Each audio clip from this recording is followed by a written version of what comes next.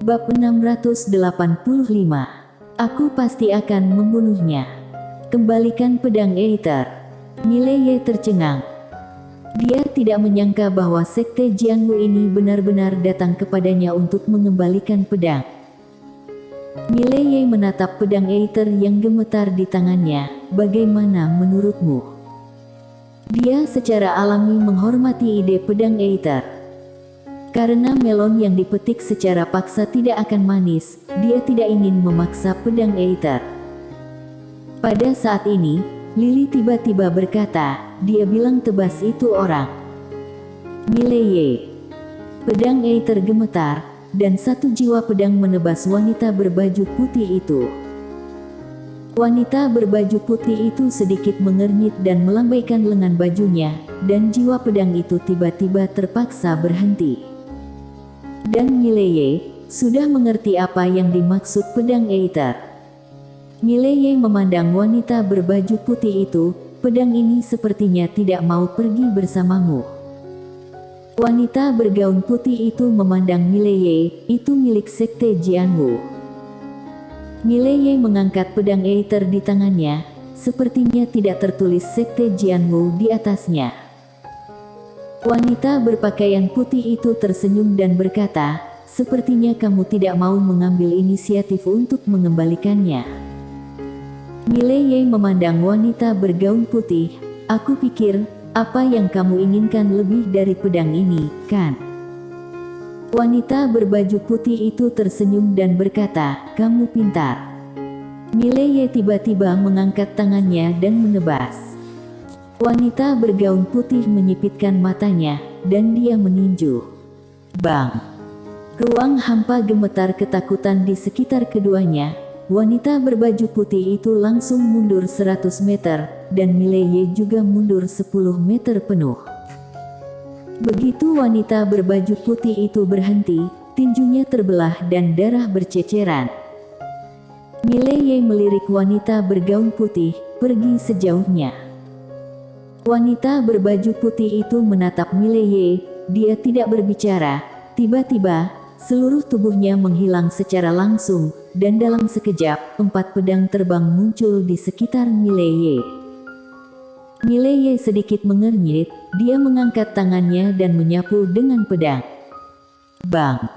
Keempat pedang terbang itu langsung dihancurkan oleh pedangnya.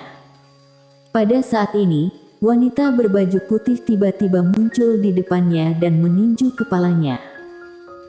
Mileye tidak mengelak atau menghindar, dia meninjunya dengan tangan kirinya. Bang!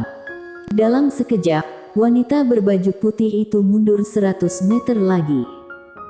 Setelah wanita berbaju putih itu berhenti, dia menatap Mileye, fisik alam dewa. Mileye memandangi wanita berbaju putih itu. Dia tidak berbicara, dia menghilang begitu saja.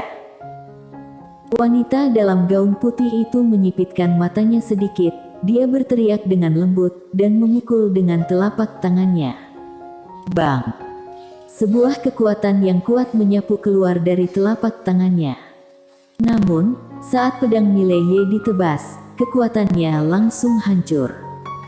Pupil wanita rok putih itu menyusut, kaki kanannya diketuk ringan, dan dia langsung mundur ratusan meter jauhnya.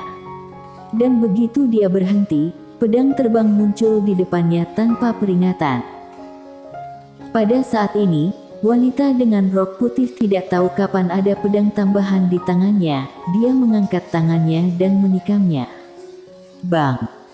Pedang terbang itu langsung ditebas olehnya, dan pada saat ini, Mileye tiba-tiba muncul di depannya, dan pada saat yang sama, sebuah pedang menebas ke arahnya. Wajah wanita berbaju putih itu berubah drastis. Pada saat ini, dia tidak bisa menghindar sama sekali, dan hanya bisa memblokir dengan pedang secara horizontal. Pedang Mileye mendarat. Dang!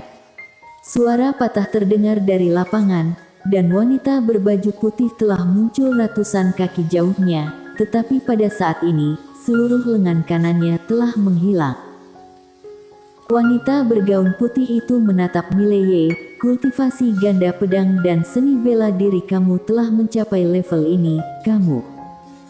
Mileye tiba-tiba berkata, omong kosong apa? Aku berkelahi denganmu, tidak membicarakan perasaan denganmu. Saat suara itu terdengar, dia sudah berada di depan wanita bergaun putih itu. Wanita itu pupil matanya tiba-tiba mengecil. Pedang mendarat. Jelek. Wanita dalam gaun putih itu langsung dibagi menjadi dua oleh Mileye, dengan darah berceceran, sangat berdarah. Mileye menoleh untuk melihat kapal luar angkasa yang dinaiki wanita bergaun putih itu. Jangan keluar yang terlalu lemah, terima kasih. Pada saat ini, sebuah suara terdengar dari kapal luar angkasa, kami meremehkanmu. Mileye tiba-tiba meraung, meremehkan. Aku membunuh begitu banyak orang wilayah utara, kalian masih meremehkanku, apakah IQ kalian dimakan anjing? Saat suara itu terdengar, dia menebas dengan pedang tajam. Jelek. Sebuah sinar pedang terbang menjauh. Pada saat ini, sesosok tiba-tiba terbang keluar dari kapal luar angkasa. Bang! Sinar pedang Mileye langsung hancur, dan Mileye tiba-tiba menghilang. Di saat yang sama, teriakan marah bergema dari lapangan seperti guntur, potong. Saat suara itu terdengar, dengungan pedang mengguncang langit. Bang! Sosok itu langsung ditebas oleh pedang Mileye, dan sebelum dia berhenti, Mileye tiba-tiba bergegas di depannya, dan kemudian menebasnya dengan pedang lain. Memotong. Pedang terjatuh. Ruang hampa itu renyah seperti kertas dan terkoyak. Sadar akan kekuatan yang terkandung dalam pedang Mileye, pria di depan wajah Mileye berubah. Dia membalik tangan kanannya, dan perisai emas panjang tiba-tiba muncul. Sebuah cahaya keemasan terombang-ambing dari perisai. Pedang Mileye jatuh. Bang! Cahaya keemasan pecah seketika, dan bersamaan dengan itu, muncul perisai emas di tangan pria itu. Bang! Pria itu juga terpental dalam sekejap, dan kali ini, dia terbang ratusan kaki. Sebelum dia bisa berhenti, Mileye tiba-tiba menghilang. Melihat adegan ini, ekspresi pria itu berubah, dan dia dengan cepat mundur ribuan kaki untuk menjauhkan diri dari Mileye. Melihat pihak lain tidak ingin berkelahi, Mileye segera berhenti. Dia melirik pria itu, pergi. Pria itu menatap Mileye, Mileye, kamu tahu sekte Jianwu kami? Mileye tiba-tiba menunjuk pria itu dengan marah. Aku tidak tahu sekte Jianwu, jangan bicara omong kosong denganku, entah datang untuk membunuhku, atau menyingkirlah dari hadapanku, jangan main-main denganku, aku tidak tertarik untuk adu mulut. Wajah pria itu sangat jelek, beraninya kamu meremehkan sekte Jianwu, kamu. Mileye tiba-tiba berkata dengan marah, masih cerewet, aku akan meretasmu sampai mati. Saat suara itu terdengar, dia sudah menghilang. Jelek.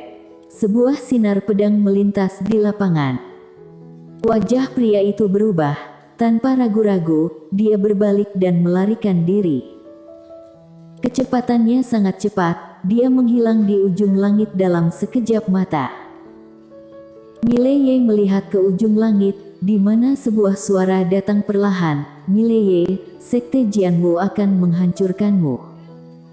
Mileye tampak dingin, sampah sekali.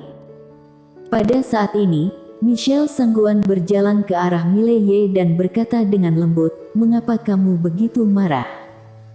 Marah. Mata Mileye perlahan tertutup, dia secara alami marah.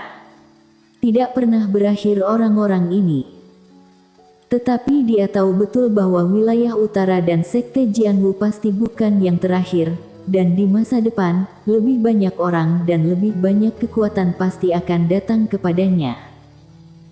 Seolah memikirkan sesuatu, Mileye menyeringai, jika aku tidak mati, aku pasti akan pergi ke dunia akbar Xuan Huang untuk menghancurkan sekte itu. Setelah mengatakan itu, dia berbalik dan pergi. Michelle Sangguan melirik Mileye, dia tahu Mileye tidak tahan dengan pelecehan berulang-ulang dari orang-orang dunia akbar Xuan Huang ini. Aula Sendian. Mileye duduk di kursi guru kerajaan dewa, dan di bawahnya adalah jemaat master kerajaan dewa. Semua master top kerajaan dewa ada di sini.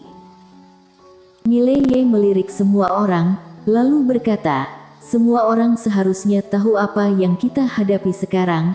Aku tidak akan menyembunyikan dari kalian, dalam menghadapi wilayah utara ini, kekuatan kita tidak sebaik mereka, dan bahkan dapat dikatakan bahwa ada perbedaan besar.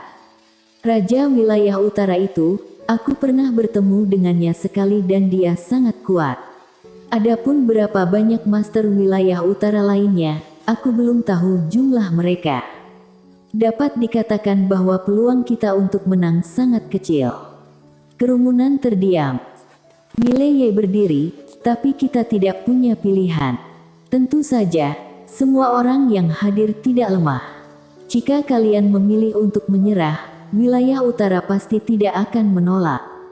Sekarang, jika ada yang ingin pergi, maka bisa pergi, aku tidak akan pernah hentikan mereka." Saat mendengarnya, semua orang di lapangan saling berpandangan. Menyerah. Faktanya, banyak orang memiliki ide ini di hati mereka, karena setelah melihat kekuatan wilayah utara yang sebenarnya, tidak ada yang berpikir bahwa alam semesta chaos mampu melawan wilayah utara. Tidak mungkin untuk menang sama sekali, perbedaan kekuatannya terlalu besar. Melihat tidak ada gerakan dari kerumunan, Mileye berkata, "Aku tidak akan menghentikan mereka yang pergi sekarang, tetapi jika kedua pasukan berperang, siapapun yang berani menyerah, aku akan membunuh mereka." Pada saat ini, seorang lelaki tua berjalan maju, dan lelaki tua itu memberi hormat kepada Mileye, guru kerajaan dewa. "Sekte Changshan kami ingin pergi, tetapi kami tidak akan menyerah pada wilayah utara. Kami hanya ingin pergi dari tempat ini." Mileye tanpa ekspresi, "Diizinkan." Saat mendengarnya, lelaki tua itu sangat gembira dan segera berkata, "Terima kasih guru kerajaan dewa." Setelah mengatakan itu, dia berbalik dan pergi.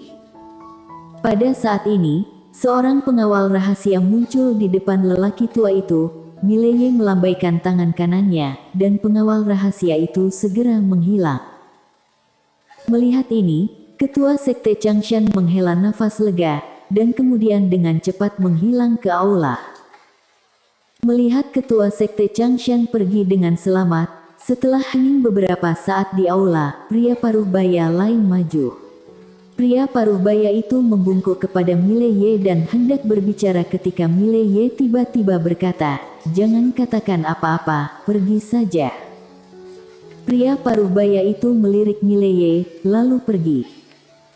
Dengan cara ini, dalam waktu kurang dari beberapa saat, lebih dari 20 orang keluar dari aula, dan 20 orang ini mewakili lebih dari 20 kekuatan teratas. Meskipun beberapa orang telah pergi, banyak yang tetap tinggal. Pada saat ini, Tetua Wen tiba-tiba berjalan ke arah Mileye, dan dia mengepalkan tinjunya. "Guru kerajaan dewa, jika kamu membiarkan mereka pergi seperti ini, aku khawatir itu akan mempengaruhi moral. Apalagi mereka diberkati oleh kerajaan dewa. Sekarang untuk melindungi kerajaan dewa adalah tugas mereka untuk melawan dunia akbar Xuan Huang bersama kita dalam kesulitan apapun." Mileye tersenyum dan berkata, "Bukankah lebih baik mereka pergi sekarang?" Tetua Wen menatap Mileye, dan Mileye berkata dengan lembut, "Jika pergi sekarang, aku tidak akan ditusuk dari belakang oleh mereka. Jika mereka tidak pergi, saat bertarung dengan dunia akbar Xuan Huang di masa depan, semua orang ini bisa membunuh kita." Setelah mengatakan itu, dia berbalik untuk melihat Michelle Sangguan, catat semua sekte dan kekuatan yang memilih untuk pergi. Michelle Sangguan mengangguk, "Itu sudah kuingat di hatiku." Mileye mengangguk, dia berjalan ke pintu aula utama, melihat ke ujung langit. Di ujung langit, yaitu di langit berbintang, seorang pria paruh baya menatapnya. Raja Wilayah Utara. Dan kali ini bukan tubuh bayangan, tapi tubuh utama. Tubuh utama ada di sini. Di lapangan, semua orang melihat ke Raja Wilayah Utara. Raja Wilayah Utara memandang Mileye dan berkata sambil tersenyum, "Kamu mengatakan bahwa kamu lebih baik mati berdiri daripada hidup berlutut. Jangan khawatir, keinginanmu akan terpenuhi." Saat suara itu terdengar, tangan kanannya menekan dengan lembut. Dalam sekejap, arus udara hitam yang tak terhitung jumlahnya melayang turun dari langit di atas alam semesta keos. Dengan munculnya arus udara hitam ini, energi spiritual alam semesta keos menghilang dengan cepat dengan terlihat dengan mata telanjang. Merasakan adegan ini, semua orang di lapangan berubah ekspresinya. Pada saat ini, seorang wanita tiba-tiba muncul di udara. Bersambung.